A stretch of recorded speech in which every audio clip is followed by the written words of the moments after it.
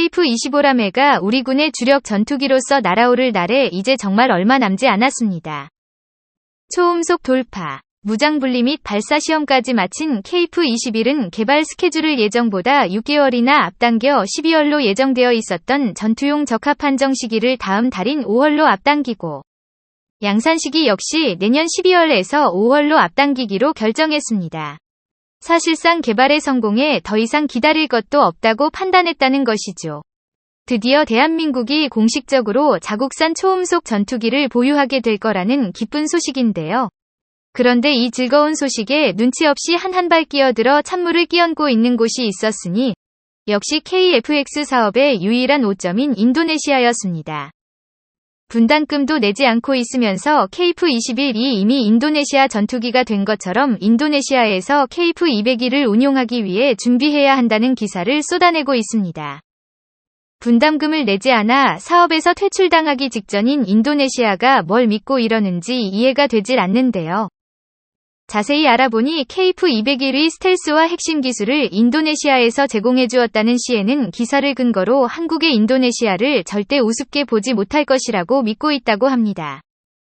이게 말이 되는 소리인지 자세히 알아보도록 하겠습니다. 지난 12일 인도네시아의 메이저 군사언론 자카르타전에서 KF-22 전투기가 무장시험에 성공했다는 소식을 전하며 인도네시아 KF-21의 치명적인 미사일은 중국 항공모함을 침몰시킬 수 있습니다라는 제목의 기사를 보도했습니다. 여기서 말하는 치명적인 미사일이란 바로 한국에서 개발 중인 초음속 공대한 미사일을 가리키는 것인데요.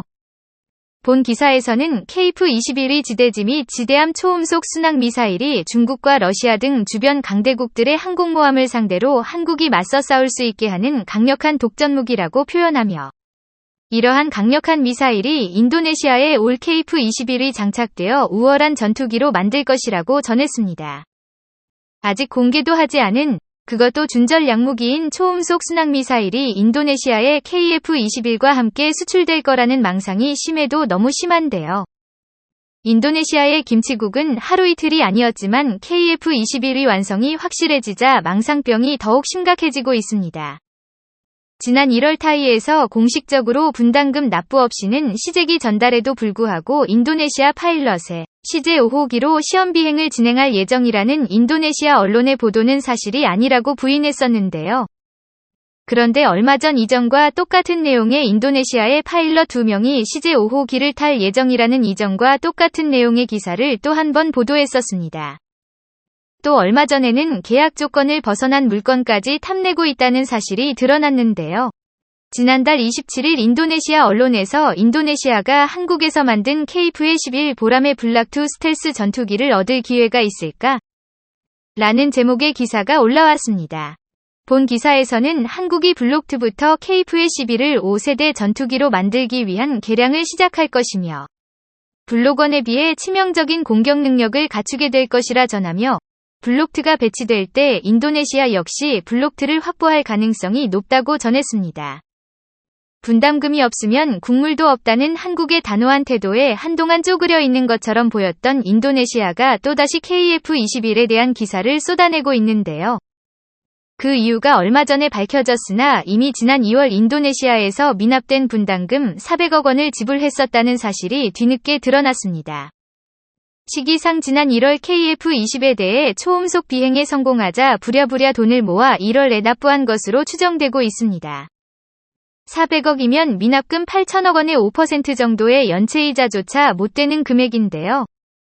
겨우 이 금액을 납부했다고 한국은 다시 인도네시아를 사업에 받아들였으며 KF-21의 장밋빛 미래 인도네시아가 동참할 수 있다고 나라 전체가 김치국을 들이키고 있는 것입니다. 인도네시아가 KF-20을 대하는 태도를 보면 절대 한국의 인도네시아를 KF-X 사업에서 퇴출시킬 수 없을 거라 확신하고 있는 것처럼 행동하고 있는데요. 이 답이 없어 보이는 인도네시아 자신감의 근거를 인도네시아의 한 밀리터리 포럼에서 찾을 수 있었습니다. KF-G22 사업에서 인도네시아가 한 기여가 무엇이냐는 질문에 인도네시아의 싱크 분석가가 가장 중요한 기여는 공기흡입구 설계입니다. 설계는 한국 국방과학연구소와 인도네시아가 개발한 703 설계를 사용합니다. 라고 답변을 달았는데요. KF-201은 스텔스 형상으로 설계되었기에 공기 흡입구 역시 아시아의 쓸에 최소화할 수 있는 X형 공기 흡입구를 적용했습니다. 그런데 이러한 스텔스 형상 설계 기술을 대한민국도 고문을 맡은 록히드 마틴도 아닌 인도네시아에서 제공해 좋았다는 말도 안 되는 주장을 펼치고 있는 것인데요. 인도네시아 분석관은 이에 대한 근거로 과거 인도네시아 연구개발청 장하늘 구스 마야떼가 CNN과 진행했던 인터뷰 내용을 가져왔습니다. 인도네시아 엔지니어들이 한국에서 인정받고 있는 것을 보여주고 있습니다. 실제로 인도네시아 기술자들만이 보유한 기술이 있는 작업 패키지도 있는데요. 그는 ITB에서 박사학위를 취득한 유일한 흡입구 설계 전문가입니다. 이 때문에 한국도 인도네시아를 경시하지 못합니다. 즉 이 짧은 인터뷰를 근거로 스텔스화에 있어 가장 중요한 부분인 KF-21의 흡입구 RS 저감 설계를 인도네시아 기술진이 맡았었다고 주장하고 있는 것입니다. 만약 이 말이 사실이라면 5세대 스텔스기를 목표로 하고 있는 카이로선 이 정도 스텔스화 기술력을 가진 인도네시아를 분담금이 지연되더라도 끝까지 안고 가야 하는 입장인 게 사실인데요. 하지만 그랬을 리가 없죠. 에스웅 누비그는 FA-12, F-35와 같은 스텔스 전투기에 필수적으로 적용되는 스텔스 형상 설계의 핵심 기술 중 하나입니다. F-35의 전면 사진과 같이 X형 흡입구가 적용되면 전투기의 정면에서 보더라도 엔진의 팬이 보이지 않는데요. KF-21 역시 전면 사진을 확인했을 때 X형 흡입구가 적용되었다는 것을 확인할 수 있습니다. 이처럼 스텔스 전투기에 소형 흡입구를 적용하는 이유는 엔진에서 발생하는 전파 반사를 줄이기 위해서입니다. 일반적으로 전투기 설계에서 레이더 전파 반사를 가장 많이 발생시키는 부분은 공기 흡입구와 연결되어 있는 엔진 전면의 팬 부분입니다. 때문에 스텔스 전투기들은 공기 흡입구로 들어온 전파가 다시 바깥으로 빠져나갈 수 없도록 S자 형태로 구부러지게 설계한 것이죠. 그리고 이렇게 흩어지도록 만든 흡입구라도 공기가 원활하게 엔진에 공급되어야 하기에 매우 고난이도의 설계 기술이 요구되는 부분입니다. 그런데 이런 고난이도의 설계 기술을 전투기 한 대 만들어 본 적이 없는 인도네시아에서 가지고 있었다니 웃음만 나오는 주장인 것이죠. 카이 관계자가 인도네시아에 KF-22 시제기를 보낸다 하더라도 역설계를 통해 인도네시아가 한국에 기술을 빼돌릴 수 있는 수준도 못 된다고 직접 언급했을 정도로 한국과 인도네시아의 항공 기술력은 큰 격차를 가지고 있습니다. 애초에 인도네시아는 개발 금분담과 더불어 KF-21의 시장성을 증명하기 위해 KFX 사업에 참여시켜준 것이었기에 기술적 협력은 고려사항이 아니었고 한국에서 인도네시아 기술진들의 도움을 받을 생각도 없었습니다. 오히려 가장 중요한 순간 인도네시아에서 파견 보낸 기술진들의 전원 귀국시켜버리는 만행을 저지르기도 했었죠.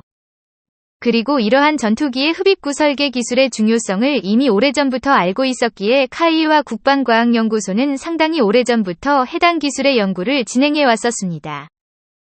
10년 전에 발표된 국방과학연구소와 카이의 편찬도서의 내용을 살펴보면 메스 덕트 이미지가 실린 모습을 확인할 수 있습니다. 국가연과 카이는 TO-10 탐색 개발이 진행 중이던 1994년부터 공기 흡입구 설계 연구를 시작했었고 2016년에 이미 자체 흡입구 및 노즐 해석 프로그램을 개발하여 KFX 탐색 개발에 적용했었습니다. 이는 인도네시아 연구진들이 합류하기 전부터 흡입구 형상 개발 연구를 진행 중이었다는 사실을 보여줍니다. 이렇게 축적된 기술력을 토대로 풍동 시험까지 거쳐 KF-201의 매서운 흡입구가 만들어질 수 있었습니다.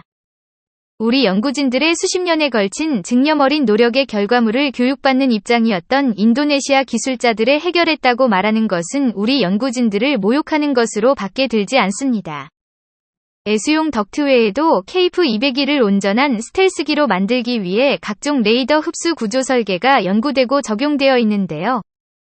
우선 KF-21의 기체 전체 형상은 레이더 반사를 줄이는 특정 각도에 맞춰서 반사각 정렬이 이루어져 있습니다.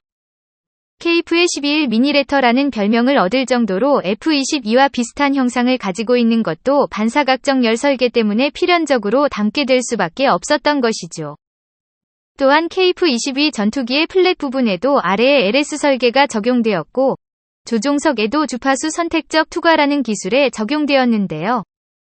조종석에서 반사되는 레이더 전파를 줄이기 위해 조종석 캐노피에 금속 코팅을 하여 조종석 안으로 전파가 들어오는 것을 막는 것입니다. 그리고 여기에 대한민국에서 자체 생산한 스텔스 도로가 기체의 도포까지 되어 KF-21은 스텔스 전투기가 아닌 3호세대 전투기 중 아시레스가 가장 낮은 FA-18E/F제곱미터 보다 훨씬 작은 0.5제곱미터 아시레스를 달성할 수 있었습니다. 이는 설계 결함으로 인해 2에서 3제곱미터 정도의 아시레스를 가지고 있을 거라 추정되는 중국의 자칭 스텔스기 제니10을 훨씬 뛰어넘는 우수한 성능이죠. 게다가 아직 내부 무장창과 컨포멀 안테나의 내부화가 이루어지지 않은 상태에서의 아시아에 쓰인 것을 감안한다면 향후 스텔스 설계가 추가로 적용돼 블록스의 완전한 스텔스기가 될 거라 장담할 수 있습니다. 또한 한국은 KF-22 보람의 완전한 스텔스화에 만족하지 않고 기존 애플의 11F F-35A를 뛰어넘는 세계 최고 수준의 스텔스화를 달성하는 것을 목표로 하고 있습니다. 이를 위한 신기술은 이미 한국에 준비되어 있으니 차세대 스텔스 나노 소재를 대한민국에서 최초로 개발해준 상태입니다. 지난 2020년 한국과학기술연구원의 구정민 박사팀의 새로운 전파흡수 소재인 TI셀의 CM-맥신을 개발하는 데 성공했었습니다. 이 소재는 현재까지 보고된 어떤 전자파 소재보다 우수한 성능을 가지고 있는데요. 기존 소재가 60에서 80대 12 정도의 전자파차 성능을 가지고 있었다면 국내에서 개발한 맥심 소재는 머리카락 두께 정도인 40마이크로미터 두께로 얇게 도포했을 때에도 116dB 이상의 높은 전자파 차폐율을 기록했습니다. 이처럼 전파 차단 능력도 뛰어난 데다가 기존 금속 소재 스텔스 도료보다 훨씬 가볍고 비용도 훨씬 덜 듭니다.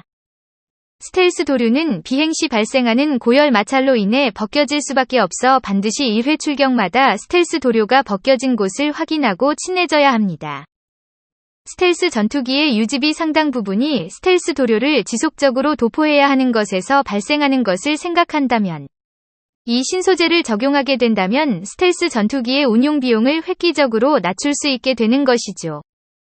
또한 실용화될 경우 KF-21의 구조나 설계를 바꿀 필요 없이 단순히 코팅하는 것만으로도 스텔스 성능을 대폭 향상시킬 수 있을 것으로 예상되고 있습니다.